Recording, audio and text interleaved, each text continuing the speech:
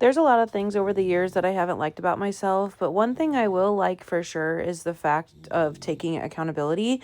I was a person who before would insert myself into my friend's life and like literally go to one of my best friend's house unannounced, just hang out and like literally wake her up. It'd be like 11, 12, and I'm like, hey, you up? You ready? Like, let's do something because I did not like being at home. We'll talk about it some other day. I've taken accountability for that, and I understand how that can be extremely annoying and that you're, pushing limits and boundaries and whatever. But I was best friends with this girl for years. And even though it was like one of those things of like, I would tell her, like, I'm sorry, I just don't want to be home. Like, I would literally drive around and stuff so I didn't have to be home. And I know she was annoyed by things. Like, that's a whole different thing. Like, there's so much to it. But one thing I like is the fact that I'm able to say this. I mean, what people do you really know will really sit there and, especially on the internet, and be like, hey, like, I know what I did for X, Y, and Z and how it was jacked up or how, like, I pushed limits and da da da. That doesn't make you a bad person. That does not make you a bad person.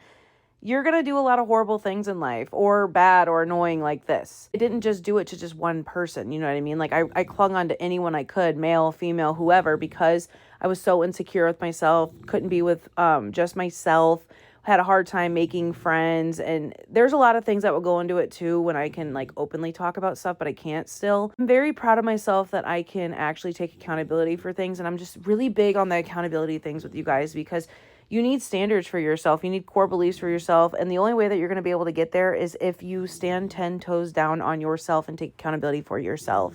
I was definitely a person who pushed boundaries like in that way for closeness, for connectedness with other humans. And it's really embarrassing, but at the same time, it's so true. And when we get on social media, we hear people all the time like people who were insecure do X, Y, and Z and da da da. And I listen to things sometimes, I'm like, damn, that was me. And it comes off so negative. And honestly, it is. Like, you shouldn't be pushing against someone's boundaries. However, there's growth from that. And most of the people who do speak on things on social media, it's literally one of two things.